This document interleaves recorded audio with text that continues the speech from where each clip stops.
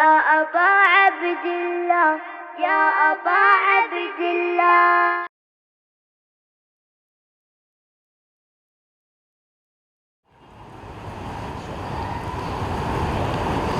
أعوذ بالله السميع العليم من الشيطان الرجيم. بسم الله الرحمن الرحيم.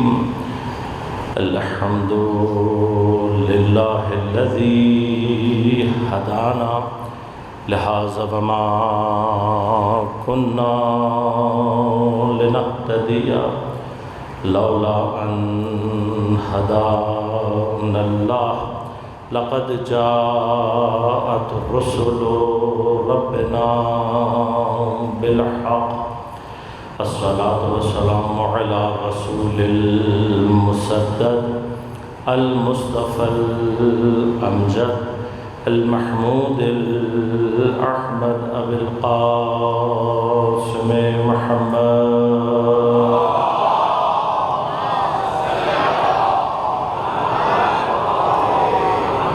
والصلاة والسلام على أسد الله الغالب غالب على كل غالب علي بن أبي طالب.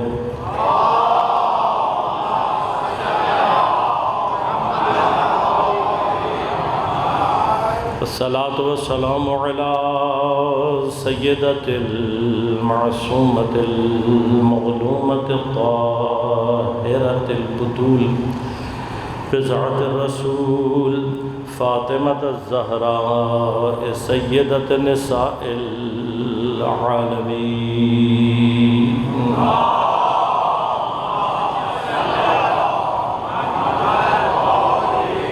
والصلاة والسلام على الحسن المجتبى والحسين المظلوم وأهل بيته الطيبين الطاهرين المعصومين المظلومين المنتجبين المنتخبين، لا سيما بقية الله في الأراضين. روحي وأرواح العالمين لتراب مقدمه الفداء، ولعنة الله على أعدائهم أجمعين. أما بعد، قال الله تعالى في كتابه الكريم: بسم الله الرحمن الرحيم. إنما يريد الله ليذهب عنكم الرجس أهل البيت ويطهركم تطهيرا.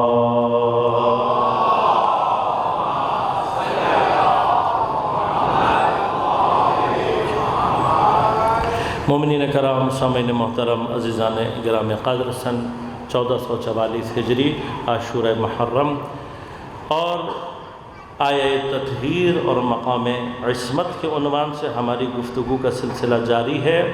موضوع پر گفتگو کے لیے آیہ تطہیر کو سرنامہ کلام کے طور پر انتخاب کیا اور آپ کی خدمت میں تلاوت کا شرف حاصل کیا۔ پروردگار ارشاد فرما رہا ہے: انما یرید اللہ، اللہ کا ارادہ بس کہ لیذہب عنکم الرجس اہل البیت، اے اہل بیت، اللہ تم سے ریز کو دور رکھے۔ اور انشاءاللہ میں یہ جو ترجمہ کر رہا ہوں اس کا معنی آپ کی خدمت میں دلیل کے ساتھ عرض کروں گا۔ وَيُطَهِّرَكُمْ تَطْهِيرًا، اور تمہیں پاک رکھے جیسا پاک رکھنے کا حق ہے۔ عرض کیا کہ عصمت ایک ایسی قوت ہے، ایک ایسا ملکہ ہے، ایک ایسی کیفیت کا نام ہے کہ صاحب عصمت گناہ پر قدرت رکھنے کے باوجود اسے انجام نہیں دیتا۔ یہ عصمت نظام کائنات میں ہونا ضرورت عقلی ہے، عقل کا تقاضا ہے کہ ایسی عصمت کائنات میں موجود ہو نظام کائنات کو چلانے کے لیے۔ اب اس کی مثالیں بھی موجود ہیں، میں عرض کروں گا آپ کی خدمت میں۔ دوسری عصمت کی قسم، اب ایک یہاں سے جب عصمت اس طرح سمجھ میں، ایک مرتبہ عصمت چاہیے ہمیں اپنی مطلق کیفیت میں، بس مطلق کیفیت میں یعنی کسی قید کے ساتھ نہیں۔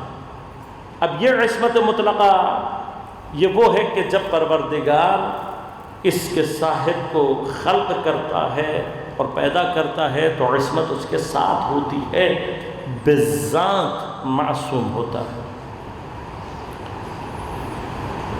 اس کے مقابلے پر دوسرے افراد، کچھ اور لوگ، کچھ اور انسان اللہ نے خلق کیے ہیں کہ جن کو اس نے بذات معصوم خلق نہیں کیا، بس دونوں کا وظیفہ الگ ہے۔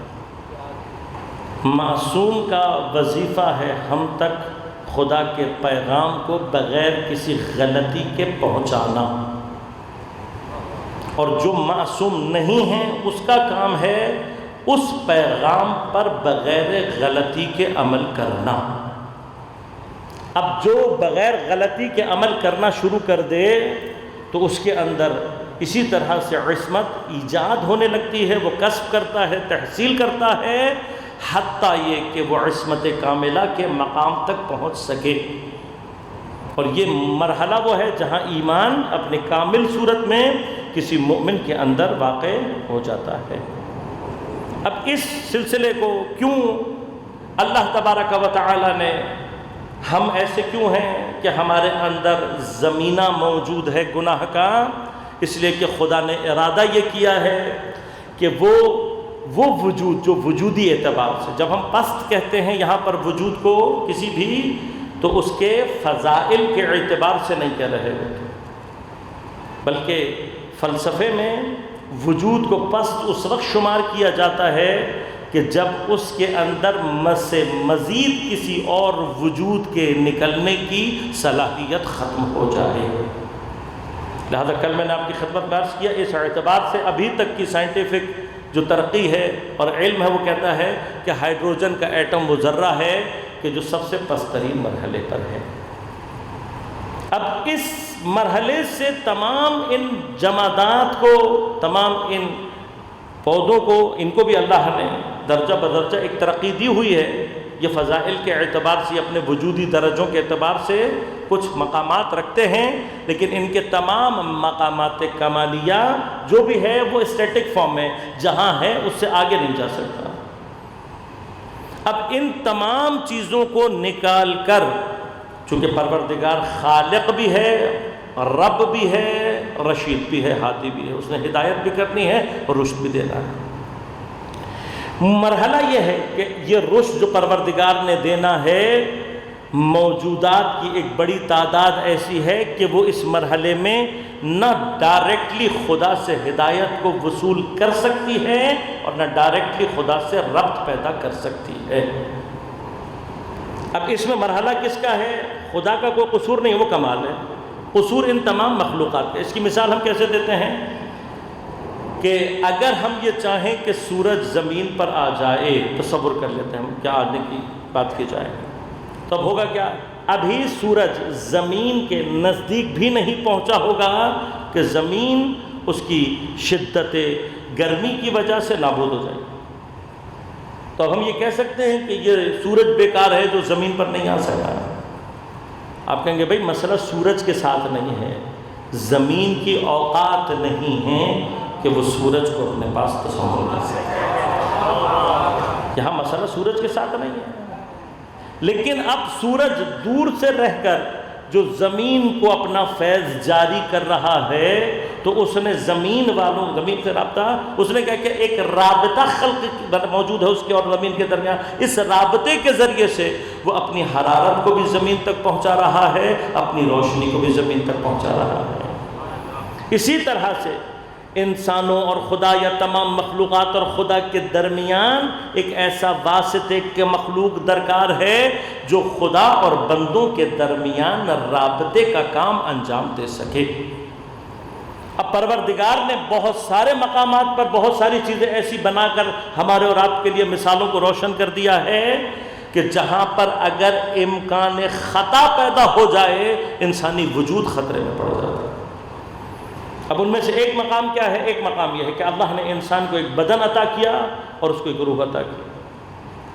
اب روح اپنے بہت سارے جو بدن کی تدبیر کے کام ہیں، ہمارے اس بدن کو کون زندہ رکھا ہوا ہے؟ کون ہے جو دل کو دھڑکا رہا ہے؟ کون ہے جو نظام ہضم کو چلا رہا ہے؟ کون ہے کیا آپ سانس اپنی مرضی سے لے رہے ہیں؟ کیا آپ کا دل آپ کی مرضی سے دھڑک رہا ہے؟ کیا آپ کا کھانا آپ کی مرضی سے ہضم ہو رہا ہے؟ پورے بدن کا نظام انسان کی مرضی سے کنٹرول نہیں ہو رہا۔ کون کنٹرول کرتا ہے؟ روح کنٹرول کرتی ہے۔ اب یہ روح جو پورے بدن، غور کیجیے گا، دو طرح کی خاصیتیں روح کے اندر موجود ہیں۔ ایک، پوری بدن کے اوپر روح کا اشراف ایسے ہے کہ سر سے لے کر پیر تک ہر شے روح کے اشراف میں، اس کے کنٹرول میں ہے، اس کے تسلط میں ہے۔ لہذا ایک ہی وقت میں اگر آپ کے مثلا سر کے اوپر کوئی چیز آپ کو کاٹے اور اسی مرحلے میں آپ کے پیر کے ناخن کے انگوٹھے کے اوپر کوئی چیز کاٹے، ایک ہی وقت میں آپ کو دونوں جگہ پر درد کا احساس ہے۔ ورنہ اگر انسان یہ سوچے کہ پہلے اس نے کاٹا پھر اس نے کاٹا، لہذا اور یہ جو ریفلیکس ایکشن ہے یہ کیا ہے؟ روح کی کمالات میں سے ایک کمال ہے۔ جتنی دیر میں اگر آپ سوچیں نا کہ یہ گرم ہے میرا ہاتھ جلا دے گا اور سوچ کر ہاتھ ہٹائیں تو آپ کا ہاتھ جل چکا ہوگا۔ آپ کے سوچ کے مرحلے سے پہلے گرم چیز پر آپ کا ہاتھ لگا اور ہٹا، یہ کون کر رہی ہے؟ روح۔ پس روح ایک پوری طرح سے آپ کے بدن کو اپنے اشراف میں لیے ہوئے ہے، یہ ایک مرحلہ، اور دوسرا پورے بدن میں تصرف کرتی ہے روح، ہر چیز کو اس نے اپنے کنٹرول میں رکھا ہوا ہے۔ پس یہ روح اگر کسی پوائنٹ پر غلطی کر جائے تو کیا ہوگا؟ کچھ دیر کے لیے دل دھڑکنا بھول جائے، کچھ دیر کے لیے سانس ادھر ادھر ہو جائے، کوئی ایک چیز انسان کے وجود میں روح کے تحت ادھر ادھر ہو جائے، انسان کا وجود اور اس کی بقا خطرے میں پڑ جاتی ہے۔ جب انسان کے وجود کی اس چھوٹی سی کائنات کے نظام کو بغیر کسی غلطی کے چلانے کے لیے اللہ نے روح کو خلق کیا ہوا ہے جو پورے نظام کو بغیر غلطی کے چلا رہی ہے، تو کیسے ممکن ہو سکتا ہے کہ یہ کائنات بغیر کسی ایسی شے کے چل رہی ہو؟ تو بس اب ایک جملہ کہہ رہا ہوں، ہم جس کو امام مانتے ہیں وہ ذات وہ ہے کہ جو روح کائنات ہوتی ہے، روح کائنات ہے معصوم۔ اب میں عرض کروں گا انشاءاللہ تفصیلات عرض کروں گا، روح کائنات ہے معصوم۔ جب معصوم روح کائنات ہے تو کیا پوری کائنات پر معصوم کا تصرف اسی طرح سے ہے جیسا میری روح کے میرے وجود کے اوپر ہے۔ بس اب وہ پوری طرح سے ایک یہ کہ وہ غلطی نہیں ہونے دیتا، یہ ایک مرحلہ ہے۔ دوسرا مرحلہ کیا ہے؟ اس کے تصرف میں ہے پوری کائنات۔ بس اگر پتا بھی گرے گا تو وہ جانتا ہوگا، اگر کوئی چیز حرکت کرے گی کائنات میں تو وہ اس کی دسترس میں ہے۔ اس کو یہ مقام اللہ نے عطا کیا، کیوں؟ اس لیے کہ رابطہ ہے وہ اس پورے کائنات اور خدا کے درمیان، تمام فیوضات الہیہ اس کے وجود سے جاری ہوتے ہیں۔ اب یہ جو واسطہ فیض ہے اس مقام پر، جب اس کی کیفیت پوری کائنات پر روح کی مانند ہے تو اب روح تصرف کرتی ہے۔ روح ہی اگر چاہے، ہماری چونکہ روح ہمارے اختیار میں نہیں ہے اس لیے ہم اس کے تابع رہتے ہیں، وہ جو مرضی کرے، لیکن اگر کہیں ہماری روح اتنی طاقتور ہو جائے کہ ہم خود فیصلے کر سکیں تو ہم اپنے بدن میں جب چاہیں جہاں چاہیں تصرف کر سکتے ہیں۔ جب روح بدن میں خود تصرف کرتی ہے تو پھر کہیں پر بھی خلل واقع نہیں ہوتا۔ روح کے تصرف سے بدن میں خلل کبھی بھی واقع نہیں ہوتا۔ غیر از روح اگر کوئی دخل دینے کی کوشش کرے گا، لہذا سائنسدانوں نے دیکھا کہ آپ کے بدن میں بہت سارے مقامات ایسے ہیں، آپ ایک مرتبہ اس کو کھول دیں دوبارہ آپ اس کو جوڑ بالکل پہلے کی طرح سے کبھی بھی انسان جوڑ نہیں سکتا۔ لیکن روح جب کسی چیز میں دخلت کرتی ہے، روح جب تدبر کرتی ہے، تصرف کرتی ہے تو خلل واقع نہیں ہوتا۔ اب جو روح کائنات ہے اس کا تصرف ہے کائنات پر، بس اگر وہ کہیں تصرف کرے گا تو خلل واقع نہیں ہوگا۔ اب ساری کائنات اللہ کے حکم سے اسی معصوم کے ذریعے سے چل رہی ہے، اب اس کا تصرف ہے۔ ورنہ اگر پورے کے پورے کائنات میں کوئی ایک ستارہ سیارہ اگر اپنی جگہ چھوڑ دیں کائنات میں خلل واقع ہوگا، لیکن اگر معصوم چاہے تو چاند کے 2 ٹکڑے کر لے، چاہے تو سورج کو پلٹا کر بلا لے، جو مرضی تصرف کرے کائنات میں کبھی بھی خلل واقع تصرف ہے معصوم کا. اللہم صلی علی محمد و علی محمد. اور پروردگار معصوم کے ذریعے سے اس کام کو انجام دیتا ہے. بس معصوم کی حیثیت کیا ہے اس کو تھوڑا سا میں آپ کو خدمت میں عرض کرنا چاہوں گا کہ اس کو سمجھیں. یہ پوری کائنات، اب ہمیں اندازہ ابھی نہیں ہے کہ کائنات کتنی بڑی ہے، کائنات میں کیا کیا ہے، ابھی تک انسان کو معلوم، کائنات کی نہ سرحدیں معلوم ہوئی ہیں. آج تک انسان ساری ٹیکنالوجی کے باوجود ابھی تک ستاروں اور سیاروں کی تعداد گننے میں صرف ایسٹیمیٹس ہیں ہمارے پاس، اور کچھ بھی نہیں، صرف ایسٹیمیٹس ہیں. ابھی تک انسان کائنات کی سرحدوں کو دریافت نہیں، ایسٹیمیٹس پر بیٹھا ہوا ہے. لیکن کوئی تو ہے جو ابھی تک انسان کی دسترس میں نہیں آئی ہے، وہ پوری کائنات کوئی بغیر غلطی کے چلا. کیسے چلتا ہے یہ سارا کام؟ اب اس کی مثال دوں، نوجوان بچے تھوڑا سا معاملات کو ترک کریں. آج کل کچھ چیزوں کو سمجھنا آسان ہو گیا. دیکھیے انسان نے ترقی کی ہے. آج انسان نے ورچوئل ورلڈ کے نام سے ایک پورا سسٹم ڈیزائن کر لیا ہے. آج سے اگر 50 سال پہلے، 60 سال پہلے میں آپ کو یہ کہتا کہ جی میرے پاس ایک ایسی ڈیوائس ہے کہ میں جس کے ذریعے سے دنیا کی کسی لوکیشن کا راستہ معلوم کر سکتا ہوں، اور وہ مجھے یہ بھی بتا دے گی کہ کون کون سا راستہ جا رہا ہے، کہاں کتنا رش ہے، کہاں سے مڑنا ہے، کتنی دیر میں پہنچو گے، پیدل جاؤ گے تو کتنی دیر میں پہنچو گے. آج سے 50 سال پہلے اگر میں یہ کہتا تو اول تو آپ مانتے نہیں میری بات. اور اگر مولانا صاحب ہونے کی وجہ سے احتراماً تسلیم کر لیتے کہ چلو بھائی مولانا صاحب کہہ رہے ہیں، تب بھی کوئی جواز تو ڈھونڈتے نا. آپ کہتے ہیں یار مولانا کو کیسے کرو؟ پھر آپ کیا کہتے ہیں؟ پھر آپ کہتے ہیں یقیناً مولانا صاحب کے پاس کوئی جن ہے.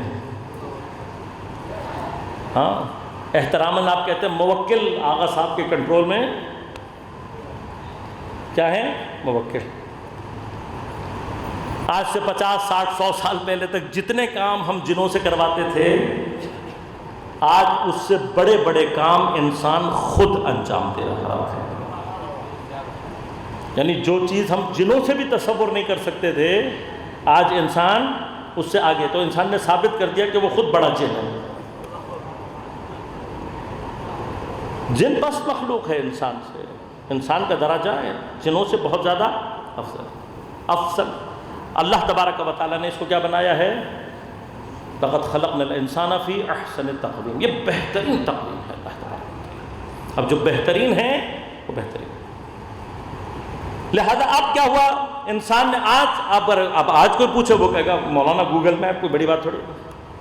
اب آپ گوگل میپ پہ سوچیں پوری دنیا میں کتنی روڈیں ہوں گی، کتنی روڈوں پہ کتنی گاڑیاں ہوں گی، کتنی گاڑیوں میں کہاں کہاں کون سا رش، کہیں دن کہیں رات، کہیں صبح کہیں آفس ٹائم کہیں کیا، کتنی دیر لگتی ہے آپ کو راستہ تلاش کرنے میں؟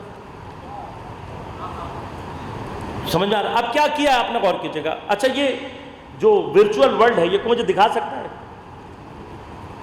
یہ ہوتی کہاں ہے؟ یہ ورچوئل ورلڈ پائی کہاں جاتی؟ اس کا کوئی فزیکل ویسا وجود ہے آپ کے پاس؟ لیکن چونکہ آپ رابطے میں ہیں، چونکہ آپ استفادہ کر رہے ہیں اس سے، ایسے ہی ہے نا، آپ رابطے میں ہیں. اچھا پھر اس کے ساتھ ساتھ آپ چونکہ اس کی اہمیت سے واقف ہیں. اب آپ کو فزیکلی اگر نہیں بھی پتا تو آپ کو ایک اجمالاً پتہ ہے کہ یہ کام کیسے ہوتے ہیں، یہ چیز کہاں پر ہے. کوئی نہ کوئی جو مجھ سے زیادہ لازمت آپ میں تو سمجھتا ہوں ہر کوئی مجھ سے زیادہ جانتا ہوگا سوائے میرے اور مجھ سے سینئر پارٹی کے. البتہ اس میں بھی امکان ہے کہ ماہرین موجود ہوں، لیکن ہماری والی ایج کے کوئی چیزیں یہ سمجھ میں نہیں آتی زیادہ. لیکن نوجوان آئے گا وہ مجھے بتا دے گا کہ آگا ایسے ہوتا ہے، یہ کمپیوٹر ہوتا ہے، یہ فلاں ہوتا ہے، ایسے ایسے وہ سارا حساب کتاب بتا دے گا. اب کیا کر رہے ہو آپ؟ اسی ورچوئل ورلڈ کے ذریعے سے اس مٹیریل ورلڈ کو کنٹرول کر رہے ہو. اور آپ کو اگر میں کہوں کچھ عرصے کے بعد ایسا ہوگا کہ سارا کا سارا کچھ اس ورچوئل ورلڈ کے ذریعے سے اس مٹیریل ورلڈ میں کنٹرول ہو رہا ہوگا، تو کوئی ہے جو آ کر یہ کہے کہ آگا یہ کیا باتیں کر رہے ہیں، ایسا نہیں ہو سکتا ہے کوئی؟ بھائی ایک چھوٹے سے پیمانے پر ایک چھوٹا سا ایکسپیریمنٹ ہے جو خدا نے مجھے اور آپ کروا کے بتا دیا کہ دیکھو کیسے ایک عالم کے ذریعے سے ایک دوسرے عالم کو کنٹرول کیا جاتا ہے. ایسے ہی نا، وہ بھی ایک عالم ہے، یہ بھی ایک عالم ہے، البتہ محدود پیمانے پر، محدود کیفیات کے ساتھ ہے. اب اگر آپ سے میں ڈیمانڈ کرتا جاؤں کہ اس میں یہ بھی ہو، اس میں یہ بھی ہو، تو زیادہ سے زیادہ آپ کیا کہیں گے؟ آپ کہیں گے کہ آغا صاحب جتنی آپ فرمائشیں زیادہ کرتے جائیں گے، کمپیوٹر کو اتنا ہی زیادہ سپر ہوتا چلا جائے. یہی ہوتا ہے نا بھائی. جتنی آپ کی ڈیمانڈ بڑھتی جائے گی، آپ کہیں گے اس میں یہ بھی ہو، اس میں یوں بھی ہو، اس میں فلاں بھی ہو. تو وہ جو کمپیوٹر والا ہوتا ہے، دکان والا، وہ کہتا ہے بھیا ہو جائے گا سب کچھ، ایک تو پیسے لگیں گے، دوسرا اتنی کوالٹی مہنگی اوپر جانا پڑے گا آپ کو. لیکن کیا ہے، اگر آپ کو اس طاقت اور قدرت کا اندازہ ہے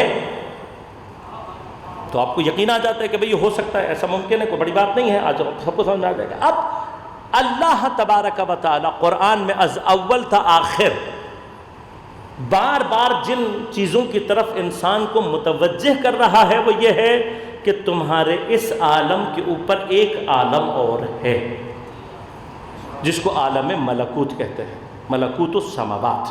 کئی مرتبہ اللہ نے اس کو کیا ہوتا ہے ملکوت. اب یہ اس سے ہمارا زیادہ انٹرسٹ نہیں ہے، لہذا ہمیں نہیں پتا.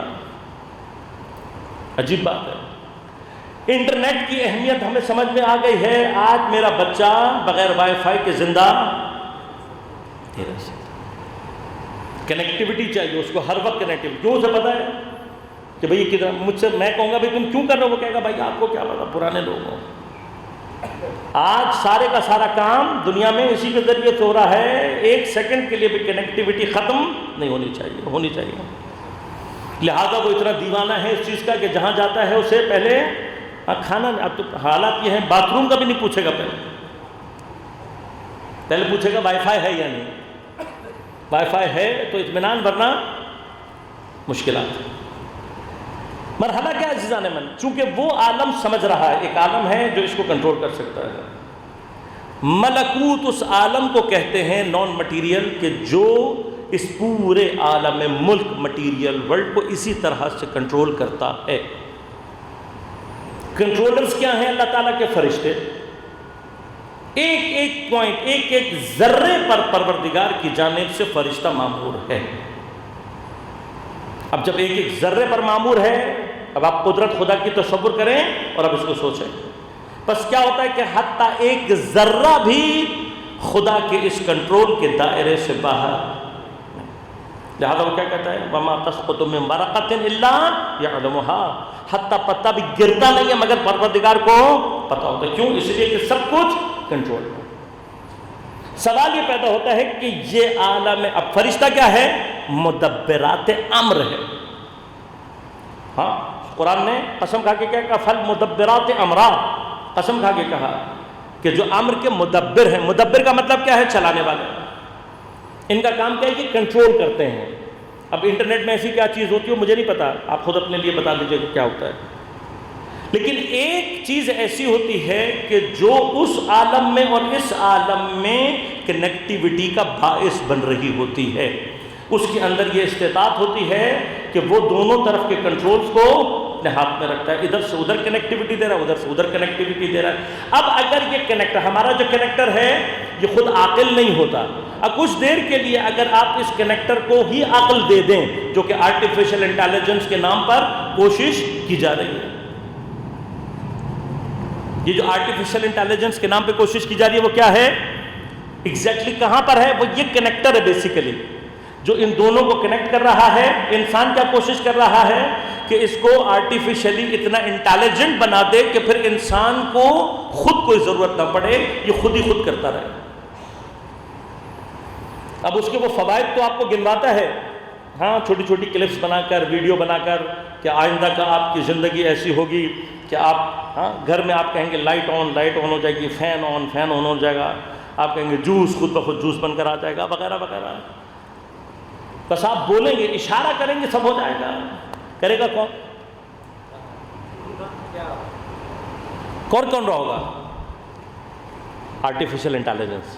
ایسے ہی ہے نا، یہ آرٹیفیشل انٹیلیجنس ہے جو، اب میں لفظ استعمال کروں توجہ کیجیے گا، جو امر آپ کریں گے، جو امر آپ کریں گے اس کو تدبیر اس نے کرنا ہے. بھئی یہی ہے نا، جوس کیسے بنے گا یہ تو نہیں بنا رہے نا آپ اس کو. آپ نے تو کہا مینگو جوس، اس نے نکال کے دے دیا آپ کو. کیسے کیا؟ یہ اس کا کام ہے نا. وہ تدبیر کر کے آپ کو دے رہا ہے. ہاں، بس پہلے مرحلے پہ آپ اس کے خالق ہیں، دوسرے مرحلے پر آپ اس کے کیا ہیں؟ عامر ہیں. ایسے ہی ہے نا. پہلے مرحلے میں آپ خالق، دوسرے مرحلے میں عامر. پہلے آپ نے بنایا، اب بنانے کے بعد جب تک یہ آپ کے کنٹرول میں رہے گا جو آپ کہیں گے کر دے گا. لیکن اگر خدا نہ خواستہ یہ کہیں باغی ہو گیا، جو بہت ساری فلموں کے اور اس کے موضوعات ہیں، وہ کیا ہے کہ جی سسٹم باغی ہو گیا. اچھا یہ ہو سکتا ہے باغی یا نہیں ہو سکتا، یہ ایک بحث ہے اپنی جگہ. یہ میں اس لیے کر رہا ہوں بحث کہ میں نے آگے ارادے کی بحث کو اسی سے جوڑنا ہے، بے ربط بحث نہیں کر رہا ہوں. میں نے آگے انما یرید میں جو ارادہ ہے اس کی بحث یہیں سے آپ کو سامنے پیش کرنی ہے کہ ہمارے ارادے میں اور خدا کے ارادے میں فرق کیا ہوتا ہے. یہیں سے سمجھانی، آج بیس بنا رہا ہوں تاکہ وہاں آپ کو ارادہ سمجھا سکوں. اب کیا مسئلہ ہے غور کیجیے گا. کیا کہتے ہیں کہ جی آرٹیفیشل انٹیلیجنس یوں ہوگی. اب سب سے بڑی شکست کیا ہے انسان؟ سب سے بڑی شکست ہے خود انسان کا اس کے ساتھ یہ آرٹیفیشل کا لفظ لگانا. یہ شکست ہے، خود مانی ہوئی شکست اس نے. آرٹیفیشل کا مطلب کیا ہے کہ جو انٹیلیجنس تم دے رہے ہو وہ کبھی بھی حقیقی نہیں ہو سکتی، ہمیشہ آرٹیفیشل ہی رہے گی. اب کیا ہو رہا ہے فکشن میں، یعنی یہ جو آپ اور ہمارے بچوں کے ساتھ مذاق کیا جا رہا ہے اس کے پوائنٹ کو سمجھیں کہ کہاں سے آپ کو اور ہمیں یعنی شبہ کہاں ایجاد ہوتا ہے، کہاں بے وقوف بناتے ہیں. کہتے ہیں کہ جی یہ مشینز اب فکشن میں، اب جو جتنی بھی یہ بنتی ہیں اس طرح کی فلمیں، اب وہ ٹرمینیٹر ہو یا پتہ نہیں کیا ہو وغیرہ وغیرہ، یہ سارے کے سارے ان کو کہتے ہیں فکشن. کیوں کہتے ہیں فکشن؟ کبھی آپ نے غور کیا ہے؟ اس لیے کہ یہ کبھی بھی ریالٹی ہو نہیں سکتی. یہ دوسری شکست ہے. حقیقت میں یہ نہیں ہو سکتا، یہ صرف فکشن میں آپ سوچ سکتے ہیں، ورنہ حقیقت میں یہ کبھی نہیں. یہ انسان کی شکست کا خود اعتراف ہے. فکشن کا معنی کیا ہے؟ یہ ہو نہیں سکتا اور ہو بھی نہیں سکتا. اب مسئلہ کیا ہے؟ مسئلہ صرف یہ عزیزوں کہ انسان اس چیز پر آ کر پھنسا ہوا ہے کہ میں کسی چیز کو صاحب ارادہ بنا سکتا ہوں یا نہیں. یہ جو آرٹیفیشل انٹیلیجنس کی بحث ہے وہ ساری کیا ہے؟ میں کسی کو صاحب ارادہ اور اختیار بنا سکتا ہوں یا نہیں. مشکل کیا ہے؟ مشکل یہ ہے کہ انسان کبھی بھی کائنات میں کسی کو بھی ارادہ تفویض نہیں کر سکتا. انسان کسی کو بھی صاحب ارادہ اور اختیار نہیں بنا سکتا. کیوں؟ اس لیے کہ وہ خود کسی سے مانگا ہوا ارادہ اور اختیار استعمال کرتا ہے. ہم خود کسی نے دیا ہے تو صاحب اختیار ہیں. اگر وہ ارادہ اپنا ہٹا دے، وہ ہٹا دے تو ہم کیا ہیں؟ ہم حتیٰ اختیار بھی نہیں رکھتے. دیکھیے اختیار اور ارادے کی جب بات کی جاتی ہے نا تو اس کا مطلب یہ نہیں ہوتا کہ میں اٹھ کے یہاں سے وہاں جا سکتا ہوں یا نہیں. البتہ یہ بھی خدا نے دیا ہے، لیکن یہ جو میں وہاں سے اٹھ کر وہاں جا رہا ہوں، میں اپنی مرضی سے یہ کھا لوں وہ نہ کھا لوں، یہ سب کا سب ارادہ تکوینی کے تحت ہے. اگر وہ ایک مرتبہ ارادہ کر لینا تو ہم حتیٰ مثلا اس کے ارادوں میں سے ایک ارادہ ہے موت. وہ جہاں موت کا ارادہ کر لینا، اگر موت کا ارادہ خدا کر لے تو حتیٰ ہم اس بات پر بھی قادر نہیں ہیں کہ اپنی بند آنکھ کو کھول سکیں اور کھلی آنکھ کو بند کر سکیں. لہذا یہ جو ہمارے ہاں اچھا اس طرح کی چیزیں تو مشہور بھی بہت ہوتی ہیں. مردے کی آنکھیں کھلی رہ گئیں، وہ پتہ نہیں کس کا انتظار کر رہا تھا، فلاں کی آنکھیں بند ہو گئی تھیں تو وہ پتہ نہیں کیا کر رہا تھا. وہ کچھ نہیں کر رہا تھا بھائی. موت اس قدر دقیق ہے، کھلی آنکھ میں آ جائے انسان بند نہیں کر سکتا. اور کہیں موت آنے سے پہلے آنکھ جھپکی اور موت آئی، یہ جھپکی ہوئی آنکھ دوبارہ کھل. لہذا سمجھو تو صحیح، یہ جو تم اتنا اکڑتے ہو ارادے اور اختیار پر، تم ارادے اور اختیار کی دنیا میں کھڑے ہوئے کہاں ہو؟ اصل ہماری حیثیت کیا ہے ارادے اور اختیار میں؟ ہم سمجھتے ہیں بہت بات کر کیا بار اختیار ہے. ہمارا سارا اختیار خدا کے ارادہ تشریعی کے بعد شروع ہوتا ہے. لہذا آپ ایک چھوٹا سا سوال کر رہا ہوں، اس کو گھر میں بھی جا کے سوچیے گا، جواب کسی کو بھی مل جائے تو مجھے بتا دیں. اگر پروردگار مثلا صرف ہم بطور مثال بات کر رہے ہیں، اگر پروردگار کل آرڈر یہ کر دے کہ بھئی آج سے تمہارے لیے کوئی چیز بھی واجب نہیں، کوئی حرام نہیں، کوئی حلال نہیں، کچھ نہیں، جاؤ آزاد ہو تم، تو میں چیلنج کر رہا ہوں کوئی ایک آدمی مجھے گناہ کر کے دکھا دے. مشکل گفتگو کر دی میں نے. اگر کوئی حرام نہ ہو, اللہ کہتے بھئی آج سے چھٹی تم لوگوں کی, فری, رفع القلم, تمہارے اوپر سے میں نے قلم اٹھا لیا, جاؤ تم فری, نہ تمہارے پر اب کوئی واجب, نہ کوئی مستحب, نہ کوئی مکروہ, نہ کوئی حرام, چھٹی. تو اب گناہ کیسے کرے گا؟ ہے کوئی جو مجھے گناہ کر کے دکھا سکے؟ کر سکتے پھر آپ کوئی گناہ؟ جب کوئی حرام ہی نہیں ہے تو گناہ کرو گے کیسے بھائی؟ جب کوئی واجب ہی نہیں ہے تو کسی واجب کو چھوڑ کر گناہ کرو گے؟ جب کچھ واجب ہی نہیں ہے تو کیا چھوڑو گے؟ جب کوئی حرام ہی نہیں ہے تو انجام کیا دو گے؟ بات سمجھ میں آ رہی ہے؟ بس ارادہ اور اختیار سمجھ میں آیا؟ اس نے حلال اور حرام کی لائنیں کھینچی ہیں, اس نے حلال اور حرام کی لائنیں کھینچی ہیں تو ہمیں لگتا ہے کہ ہم صاحب اختیار ہیں. بھئی جنت میں اللہ کیا کرے گا؟ وہاں پر یہ اختیار ختم کر دے گا. ایسے ہی نا, وہاں پہ کیا ہوگا؟ کوئی بھی لائن نہیں ہے, جاؤ. تو کیا ہوگا؟ جنت میں گناہ ہی نہیں ہوگا. آپ کوشش بھی, ٹرائی بھی کریں گے تو نہیں ہے ہی نہیں گناہ. لہذا سمجھ گئے آپ کو؟ پروردگار, ہمارا ارادہ جنریٹ کہاں سے ہوتا ہے؟ وہ لائن کھینچتا ہے تو ہم صاحب ارادہ بنتے ہیں. اب یہ اس کا لطف اور کرم ہے, یہ اس کا واقعاً رب ہونا ہے کہ جو لائن کھینچی ہے وہ بھی اس نے اپنے لیے نہیں کھینچی ہیں, میرے لیے کھینچ کے دی ہیں. کیوں؟ اس لیے کہ میں وہ واحد مخلوق ہوں کہ جو اس کی ارادہ تکوینی کے اس نے خود مجھے ارادہ تکوینی, اب غور کیجئے گا, مجھے ارادہ تکوینی سے باہر نکال کر کمال کے راستے پر ڈالنا تھا, اس لیے اس نے مجھے جاہل پیدا کیا ہے. میں بہت شاید واقعی سنگین گفتگو کر رہا ہوں, گھر میں بیٹھ کے سوچے گا, کوئی مسئلہ نہیں. ہم جاہل پیدا ہوئے ہیں تو ہمارے اندر یہ والی صلاحیت پیدا ہوئی ہے کہ ہم کمال کی طرف حرکت کریں, ورنہ کون سا جانور ایسا نہیں ہے کہ جس کو اللہ نے کیا کھانا ہے, کیا پینا ہے, کیا کرنا ہے, کیا نہیں کرنا ہے؟ کوئی جس کو اللہ نے سکھا کرنا بھیجا ہو؟ ہے کوئی ایسا جانور؟ آپ جانتے ہیں کسی جانور کو جس نے آ کے آپ سے پوچھا ہو کہ بھائی آج کیا کھانا ہے, کیا کھاؤں کیا نہ پیوں؟ کسی نے پوچھا آج تک آپ سے اپنی زندگی گزارنے کے لیے؟ کوئی حیوان, اتنے ہزاروں کی تعداد میں حیوانات خلق کر کے اللہ تبارک و تعالی نے اس جاہل انسان کو یہی سمجھانے کی کوشش کی ہے کہ جو پروردگار ان سب کو علم دے سکتا تھا وہ تمہیں بھی علم دے کر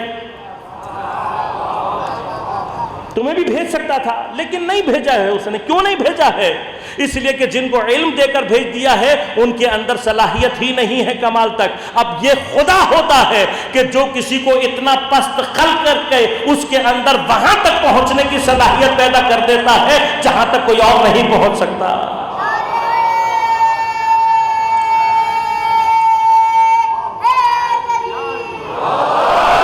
یہ اس نے خلق کیا ہے, یہ اس کا کمال ہے, یہ ہوتا ہے خدا ہونا. لہذا کل آپ کی خدمت میں عرض کیا تھا کہ جب اس نے کہا نا کہ انی خالق بشرا من طین, میں مٹی سے بنا رہا ہوں, پھر کہا وَإِذَا سَوَّيْتُهُ, جب میں اس کو بنا دوں اس کے اسٹرکچر کو, وَنَفَخْتُ فِيهِ مِنْ رُوحِي, اس کے اندر اپنی روح میں سے پھونکوں. تو اب شیطان کو یہ سمجھ میں نہیں آ رہا تھا کہ خدا کرنا کیا چاہ رہا ہے. وہ کرنا کیا چاہ رہا ہے؟ وہ کرنا یہ چاہ رہا ہے ایک ایسی صاحب ارادہ مخلوق خلق کرے گا کہ جس کے کمال کے راستے کو اللہ خود بتائے گا, اور پھر اس کو جاہل خلق کر کے اس کو عاقل خلق کر کے. جہل اور عقل کا کمبینیشن ہے, یہ جہل اور عقل کا کمبینیشن پیدا ہوتا ہے تو اب اس میں مرحلہ صرف یہ ہوتا ہے, اگر عقل اپنے لیے صحیح امام چن لے اور اس کے پیچھے چلنا شروع کر دے تو عقل کمال کی منزلوں میں پہنچ جاتی ہے.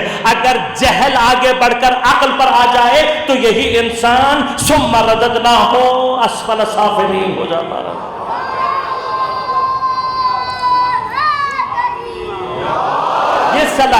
یہ صلاحیت ہے جس کو اللہ تعالیٰ نے انسان کے اندر دیکھا.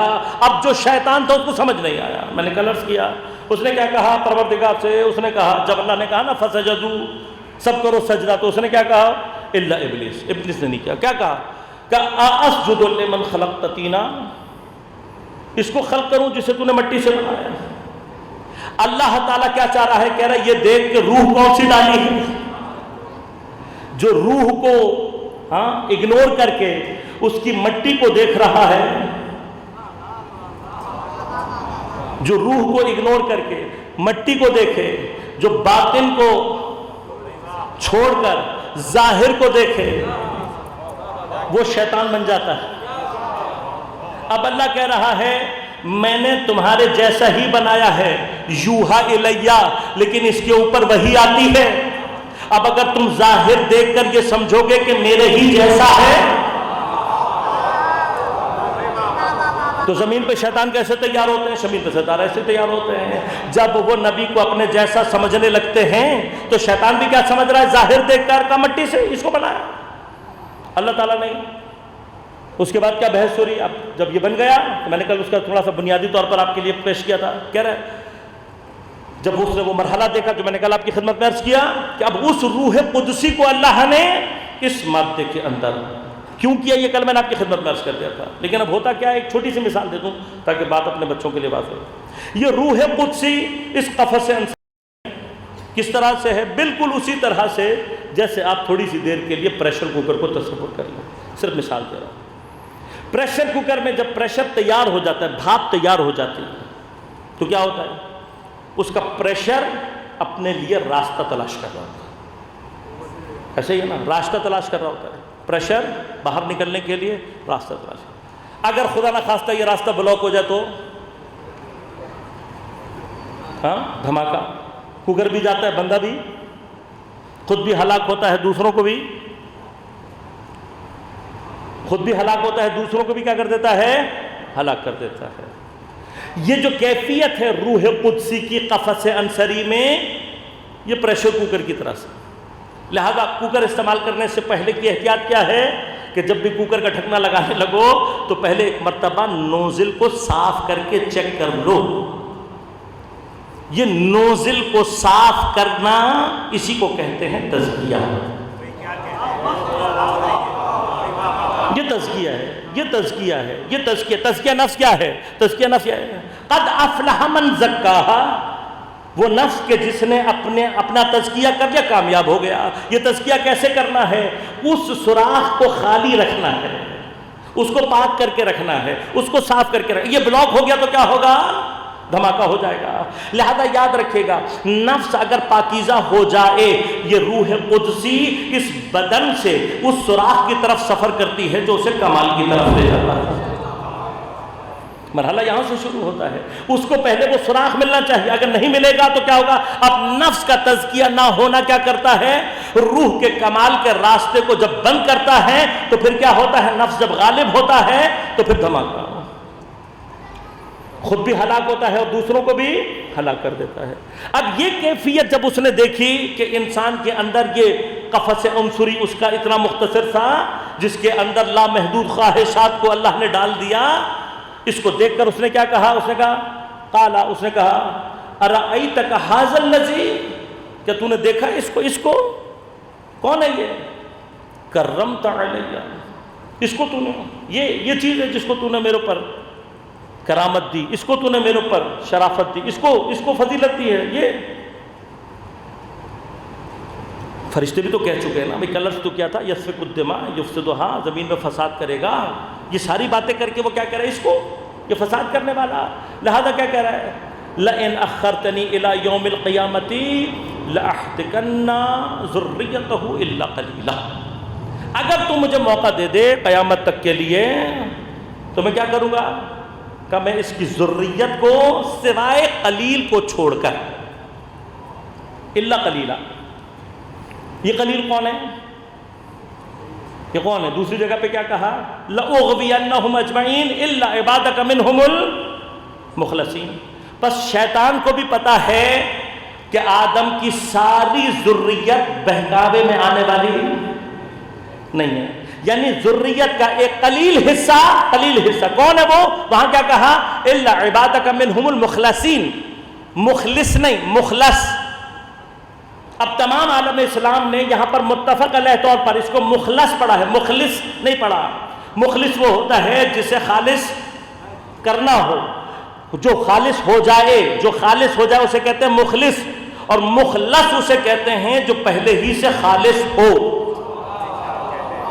تو اتنا تو شیطان کو بھی پتا تھا کہ کچھ آدم کی ذریت میں کچھ ایسے ہیں جو مخلص ہیں، یعنی جب پیدا ہوئے تو پاک ہیں۔ جب پیدا ہوئے تو خالص ہیں، یہ قرآن کہہ رہا ہے، شیطان کی زبان سے اقرار کروا رہا ہے۔ یہ مخلصین، یہ الا قلیلہ کون ہیں؟ یہ ہے معصومین، جس کا اقرار شیطان نے بھی، اس کو پتا ہے معصومین کو میں ان کو نہیں بہکا سکتا، اس لیے پہلے دن اس نے کہہ دیا کہ یہ نہیں، ان کے بعد باقیوں کو کیا کروں گا؟ سب کو بہکا دوں گا۔ جب باقیوں کو بہکاؤں گا تو کیا ہوگا؟ اللہ تعالیٰ نے کہا اذهب جاؤ فمن تبعك منهم فإن جہنم جزاؤكم جزاء موفورا، جاؤ جو کوئی تیری اتباع کرے گا، مجھے اس سے فرق نہیں پڑتا کہ قلیل جائیں گے یا نہیں جائیں گے، کہ جو کوئی بھی تیرے پیچھے جائے گا سب کے سب کو جہنم میں ڈال دوں گا، ٹینشن نہیں لو تم لوگ، سب کو ڈال دوں گا جہنم جزاء موفورا، پورے وفور کے ساتھ موجود ہے، بالکل جتنے لے آؤ گے سب ڈال دوں گا جو تیرے پیچھے جائے گا۔ اب شیطان کو پھر کیا کہا اللہ تعالیٰ نے؟ یہ مقام ہے جو میں کل آپ کی خدمت میں عرض کرنا چاہتا تھا، جو میرا آج گفتگو کا اہم ترین پوائنٹ۔ خدا نے کیا کہا؟ شیطان، اب خدا نے، یہ یاد رکھے گا، شیطان بھی جو کچھ کر رہا ہے خدا کے اذن اور ارادے سے کر رہا ہے۔ یہ جو ہمارے اندر وہ وسوسہ پیدا کرتا ہے، یہ سب کچھ ہے، اس کا بھی اذن اللہ نے دیا ہوا ہے۔ اب اللہ کیوں اذن دیتا ہے؟ یہ عدل کی بحث انشاءاللہ کبھی موقع رہا تو تفصیل سے عرض کروں گا، ورنہ کائنات میں جو فعل یعنی فاعل اصلی ہے وہ صرف خدا کے ساتھ ہے، مؤثر اصلی صرف خدا کے ساتھ ہے۔ خدا نے اس کو یہ تاثیر دی ہے، اثر دے دیا، ساتھ میں انسان کو سمجھا دیا کہ دیکھو یہ مت کرنا ورنہ شیطان تمہیں بہکا دے گا۔ بس اذن اللہ نے، اس کو طاقت اللہ نے دی، انسان کو سمجھا دیا، یہیں سے کمال کے راستے کو اس نے جاری کیا۔ یہ بالکل ویسے ہی ہے کہ مثلا سانپ کو اللہ نے ڈسنے کی صلاحیت عطا کر دی ہے، یہ صلاحیت کس نے دی؟ اللہ نے دی ہے۔ اب کیا اس صلاحیت کا مطلب یہ ہے کہ انسان کو آ کر ہر سانپ ہر بندگاہ پہ کاٹتا پھرے؟ نہیں کر سکتا، لیکن جو انسان خود زبردستی کسی سانپ کی بل میں انگلی ڈالنے کی کوشش کرے گا تو کیا ہوگا؟ کیا ہوگا؟ اب آپ یہاں پر یہ کہیں کہ اللہ نے میرے اوپر ظلم کر دیا، سانپ سے مجھے کٹوا دیا، اللہ نے آپ کو بتا دیا تھا یہ کاٹے گا اور بتا دیا تھا کہ اس کے بل میں انگلی مت ڈالنا، بس سمپل سی بات تھی۔ یہی شیطان اور ہمارے درمیان، اللہ نے کہا وہ بہکائے گا، یہ کام مت کرنا۔ اب وہ کام کیا ہے؟ ابھی آپ کی خدمت میں عرض کر رہا ہوں، کہہ دیا کہ یہ کام مت کرنا، بھئی یہ کام نہیں کرو گے تو شیطان تمہیں نہیں بہکا سکے گا۔ ابھی ثابت کرتا ہوں، ہاں، ورنہ میں نے اس کو ایسا بنا دیا ہے یہ کرے گا، لیکن تم نے یہ کام نہیں کرو گے تو شیطان تمہیں نہیں بہکا سکے گا۔ لہذا اللہ نے کیا کہا؟ اس کو کہا وَاسْتَفْزِزْ مَنِ اسْتَطَعْتَ مِنْهُمْ بِصَوْتِكَ، جا میں نے تجھے اجازت دی، تو اپنی آواز سے ان میں سے جس کو بہکا سکتا ہے بہکا جا۔ لہذا جتنے بھی یہ وسوسے کی قوت ہے یہ اللہ تعالیٰ نے شیطان کو دے دی۔ پھر کیا کر؟ وَجْلِبْ عَلَيْهِمْ بِخَيْلِكَ وَرِجْلِكَ، اور تو جلب کر، بلا ان کو، اور اپنے کیا بنا؟ سوارے اور پیادہ، اپنا لشکر تیار کر۔ تو شیطان اپنا پورا لشکر تیار کرتا ہے، اس میں سوار بھی ہوتے ہیں اور پیدل بھی ہوتے ہیں، لشکر تیار کر۔ وَشَارِكْهُمْ فِي الْأَمْوَالِ وَالْأَوْلَادِ، اور ان کے مال اور ان کی اولاد میں شریک ہو جا۔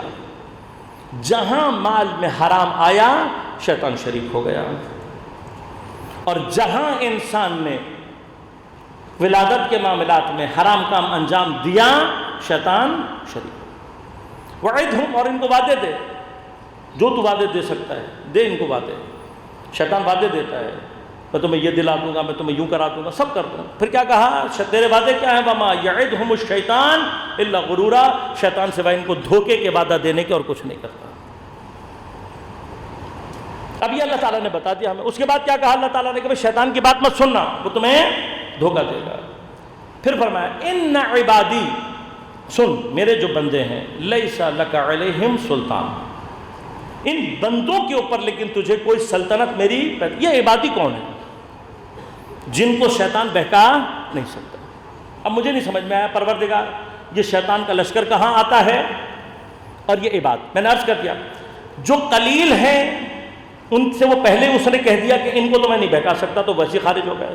اب یہ جو عبادی ہیں یہ اس قلیل میں سے نہیں ہیں، یہ وہ لوگ ہیں جن کو شیطان بہکا سکتا ہے، یعنی غیر معصوم۔ ان غیر معصوم میں سے کچھ بندے ایسے ہیں جن کے لیے اللہ کیا کہہ رہا ہے؟ تو میرے بندوں کو ان کے اوپر تیری سلطنت نہیں ہے، تو ان کو نہیں بہکا سکے گا۔ پروردگار یہ شیطان کا لشکر کہاں آتا ہے اور تیرے بندوں نے بچنا کیسے ہوتا ہے؟ اس آیت کو اگر میرا مولا تفسیر نہ کرتا تو ہم کبھی بھی نہ سمجھ پاتے کہ یہ لشکر کہاں جمع ہوتا ہے اور شیطان سے بچانے والی شے کیا ہے۔ اب نہج البلاغہ کا خطبہ نمبر 10 ہے۔ یہ نہیں لکھا انہوں نے، مصنف نے، کہ یہ مولا نے کس لشکر کے سامنے کہا۔ کسی لشکر کے سامنے کہا ہے امام کو نے، لیکن یہ نہیں، اس میں نہیں لکھا کہ کس لشکر کے سامنے ہے۔ یعنی اب احتمال کیا ہے؟ جو لشکر بھی علی کے سامنے آئے گا اس کے لیے مولا کائنات کیا کہہ رہے ہیں؟ جو لشکر سامنے آئے گا اس لشکر کو مخاطب کر کے کہہ رہے ہیں اللہ آگاہ ہو جاؤ۔ کیا ہوگا؟ وَإِنَّ الشَّيْطَانَ قَدْ جَمَعَ حِزْبَهُ، آگاہ ہو جاؤ، شیطان نے اپنا لشکر جمع کر لیا۔ اب وہاں پر اللہ نے کیا کہا تھا؟ اجلب، تو جلد کر، بلا لے اپنے سوار اور پیاد، خیل کا ورجل کا۔ ہاں، حضرت نے یہاں پر کیا کہا؟ شیطان نے اپنا لشکر جمع کر لیا ہے۔ وَاسْتَجْلَبَ خَيْلَهُ وَرِجْلَهُ، اور اس نے اپنے سوارے اور پیادہ جمع کر لیے ہیں، جلب کر لیے۔ وہی آیت، اس آیت کی تفسیر کیا ہو رہی کہ یہ جو شیطان کا لشکر ہے، اللہ تعالیٰ نے کہا جا، میں نے تجھے اجازت دی، جا کر لشکر تیار کر، سوارے اور پیادے جمع کر۔ تو یہ زمین پر یہ شیطانی لشکر کہاں نظر آیا؟ یہ لشکر مجھے نظر آیا مولا کائنات کے سامنے۔ مولا نے کہا کہ یہ جو سامنے لشکر ہے یہ کون سا ہے؟ یہ شیطان کا لشکر ہے، اور شیطان نے اپنے سوارے اور پیادے سب جمع کر لیے ہیں۔ اب اس کے بعد حضرت نے کیا فرمایا کہ تم نے جمع کر لیا، اب سنو، اِنَّا مَعِي لَبَصِيرَتِي، لیکن میں اس لشکر کا مقابلہ اپنی بصیرت سے کروں گا۔ اب چونکہ معصوم ہیں، اپنی بصیرت سے جب مقابلہ کروں گا تو کیا ہوگا؟ سنو غور سے، ما لبست علی نفسی، میں نے کبھی اپنے نفس کو دھوکہ نہیں دیا، ولا لبس علی، اور نہ ہی مجھے آج تک کوئی دھوکہ دے سکا ہے۔ جو نہ خود کو دھوکہ دے اور نہ کوئی اس کو دھوکہ دے سکے اسے معصوم کہتے ہیں۔ اور اس کے بعد امام کا بڑا خوبصورت جملہ ہے، کہتے ہیں وَيْمُ اللَّهِ، خدا کی قسم، لَأُفْرِتَنَّ لَهُمْ حَوْزًا أَنَا مَاتِحُهُ لَا يُصْدِرُونَ عَنْهُ وَلَا يَعُودُونَ إِلَيْهِ، خدا کی قسم میں ان کے لیے ایسا حوض چھلکا کر دوں گا کہ جس سے پانی نکالنے والا میں خود ہوں گا، اور میں ان کو ایسی جگہ لے جاؤں گا نہ یہ اس پانی میں اتر سکیں گے نہ اس سے نکل سکیں گے۔ یعنی کیا؟ ایسی لے جا جگہ کر تمہیں پھنساؤں گا، نہ تم بھاگ سکو گے نہ تم ٹھہر سکو گے۔ اب میں لفظ بدل رہا ہوں، تمہارے گلے کی ایسی ہڈی بن جاؤں گا، تمہارے گلے کی ایسی ہڈی بن جاؤں گا کہ جہاں تم اس کو نکل سکو گے نہ تم اسے اگل سکو گے۔ اب شدید ترین بغض ہے دل میں مولا کائنات کا، شدید ترین بغض ہے، لیکن بیچارے پھنسے ہوئے ہیں۔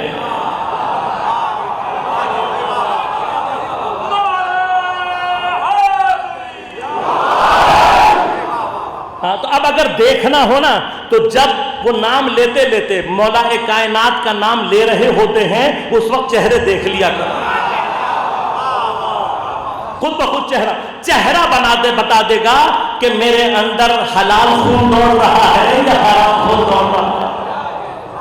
اب غور کیجئے گا، بس اللہ کی اس آیت کے جو اللہ نے شیطان کو کہا جا اور جا کر تو جو کر سکتا ہے کر لے، لوگوں کو بہکا، اپنے لشکر تیار کر، یہ لشکر کہاں تیار ہوا ہے؟ یہ لشکر تیار ہوا ہے مولا کائنات کے سامنے۔ اب میں کوئی جملہ نہیں کہہ رہا، بس تاریخ نے سمجھا دیا، علی کے سامنے جو لشکر آئے، اب ہمیں کچھ کہنے کی ضرورت نہیں ہے، لیکن ساتھ ہی ساتھ تاریخ نے بتا دیا کہ وہ کون سے عباد ہوں گے کہ جن کو شیطان حتیٰ اپنے لشکر کے ساتھ بھی بہکا نہیں سکے گا۔ تو تاریخ نے سمجھا دیا، علی کا دامن ہاتھ میں تھام لو، اگر علی کے ساتھ ہو تو شیطان اپنے لشکر کے ساتھ مل کر بھی تمہیں بہکا نہیں سکے گا، تمہیں ہرا نہیں سکے گا۔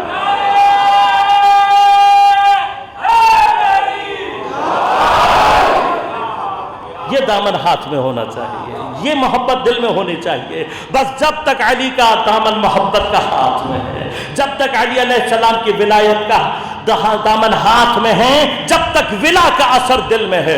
نہ شیطان سے ڈرنے کی ضرورت ہے، نہ اس کے لشکر سے ڈرنے کی ضرورت ہے، نہ لشکر سے کثرت سے ڈرنے کی ضرورت ہے. اس لیے کہ قرآن میں اسی چھوٹے لشکر کے لیے کہا کہ کم من فئۃ قلیلہ غلبت فئۃ کثیرہ باذن اللہ. چھوٹا ہی کیوں نہ ہو لشکر، اگر علی کی ولا دل میں لیے ہوئے ہے تو ہم بڑے سے بڑے لشکر پہ تمہیں فتح کر دیں گے. تو بہت دور مت جاؤ، کچھ ہی سال پہلے حزب اللہ کا چھوٹا سا لشکر تھا، اسرائیل کی پوری قوت لگی ہوئی تھی. اسرائیل کے وجود کو خاک میں ملا کر، اسرائیل کے غرور کو خاک میں ملا کر حزب اللہ نے بتایا تھا علی کے چاہنے والے ایسے ہوتے ہیں. اور کوئی نہیں، لا شیطان کا اصل نہیں. یہ میرے عباد، یہ میرے بندے ہیں. ان عبادی، یہ میرے بندے ہیں.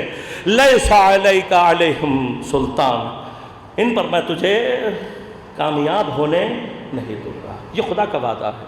لہذا تاریخ کبھی قرآن پڑھے تو صحیح، آپ کبھی خدا کے مزاج کو سمجھے تو صحیح. شکست دینے کے لیے ابراہا جب پوری قوت لے کر آتا ہے وہ ابابیل بھیج دیتا ہے.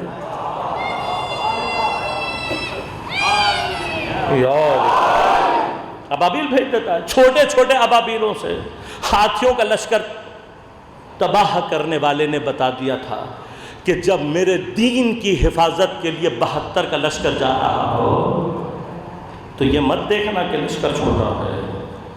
ان کا ایمان وہ طاقت ہے کہ جو بڑے سے بڑے لشکروں کو شکست دے دے گا.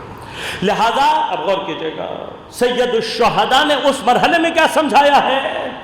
اگر تم اپنے زمانے کے امام کے ساتھ اس طریقے سے کچھ لوگ بھی جمع ہو جاؤ، تھوڑے سے اس مرحلے کا خلوص ہو، تو پھر زمانے کا امام کربلا پر پکڑنے کی صلاحیت رکھتا ہے. اپنے ساتھ بہترین افراد لے کر میرا مولا چلا ہے. وہ بہترین افراد کون ہیں؟ حضرت کے اصحاب ہیں.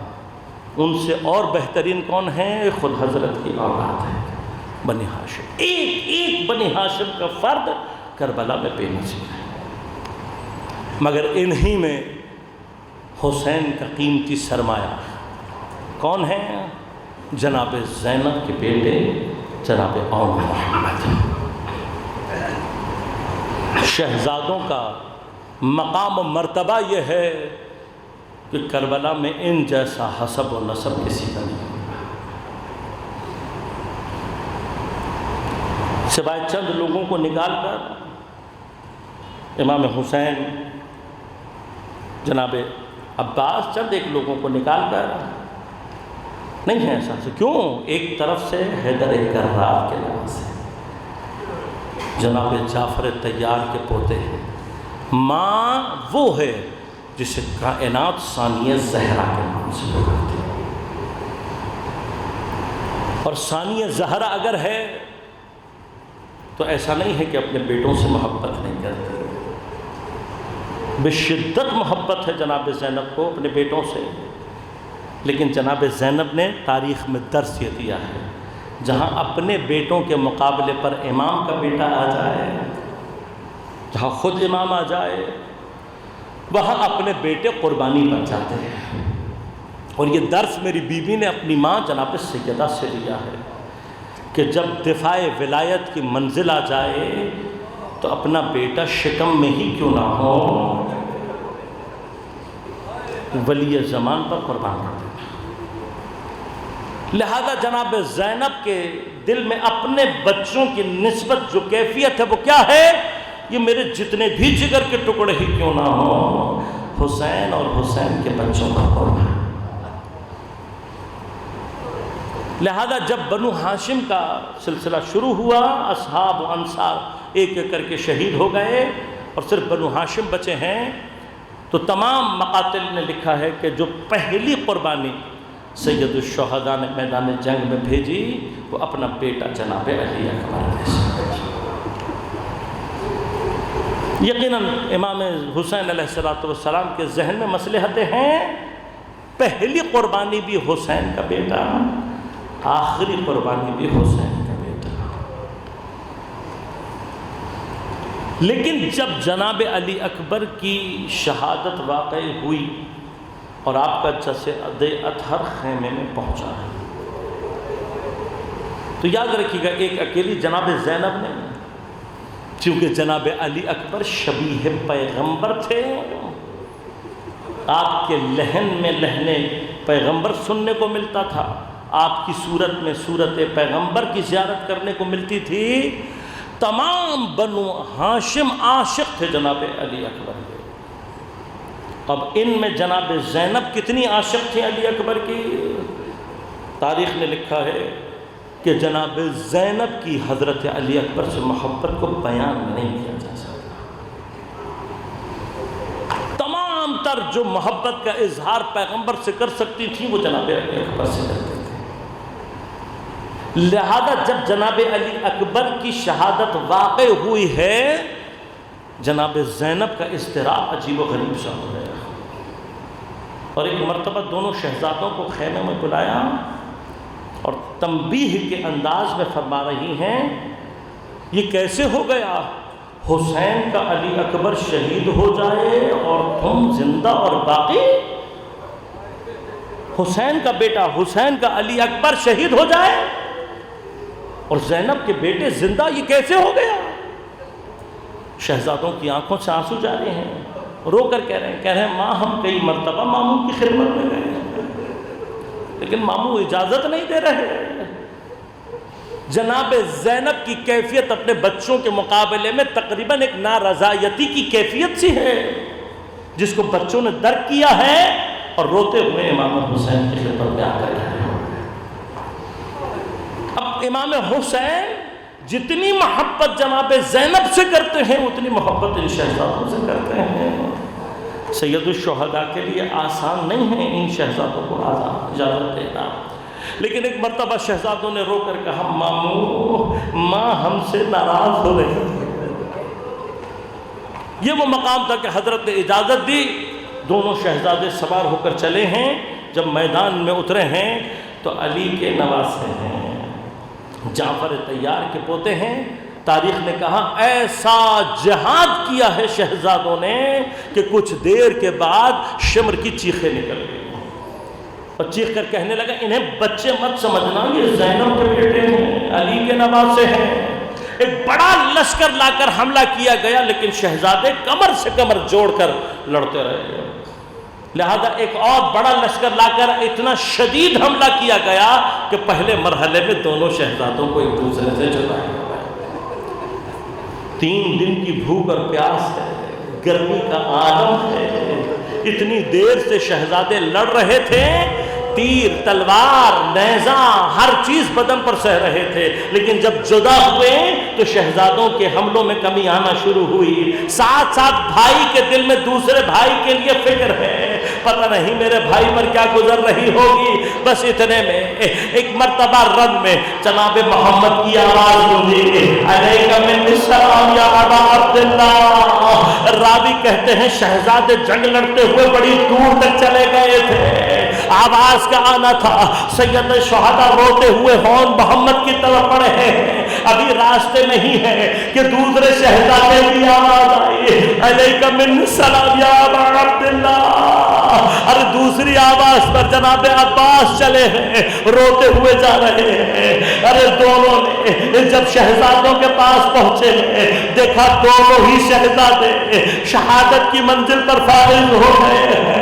ایک کو حسین سینے سے لگا کر رو رہے ہیں، دوسرے کو عباس سینے سے لگا کر رو رہے ہیں۔ ارے بہن کے بیٹے ہوئے آسان نہیں ہے مرحلہ، دونوں شہزادوں کی جنازے اٹھا کر اب خیموں کی طرف لا رہے ہیں، لیکن جب حسین خیمے کے دروازے پر پہنچے ایک مرتبہ تعجب سے دیکھا، ارے صبح سے لے کر اب تک جو جنازہ آتا تھا زینب سب سے پہلے موجود ہوتی تھی، ارے شہزادے آئے ہیں لیکن زینب موجود نہیں ہے۔ اما فضا زینب کا قول ہے اور جناب فضا دوڑتی ہوئی جناب زینب کے خیمے میں پہنچی ہے۔ اب جو داخل ہوئی دیکھا میری بی بی سجدے میں پڑی ہوئی ہے، رو کر کہہ رہی ہے بارینا زینب کی آبرو تیرے ہاتھ میں ہے۔ ارے زینب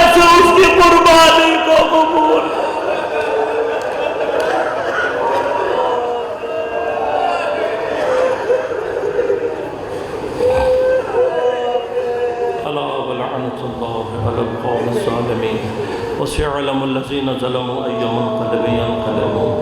پر الہ ہماری عبادت کو اپنی بارگاہ میں قبول منظور فرما بحق زہرا و ابیہا و بعلہا و بنیہا، منتقم کربلا و منتقم زہرا، امام زمان علیہ السلام کے ظہور میں تعجیل فرما۔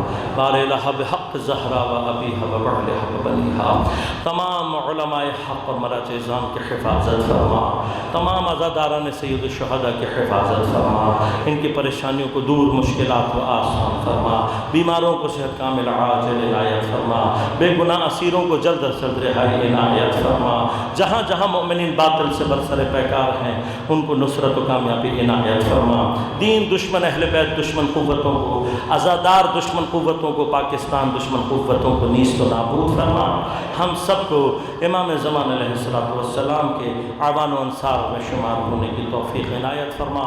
ربنا تقبل منا انک انت السمیع العلیم برحمتک یا ارحم الراحمین۔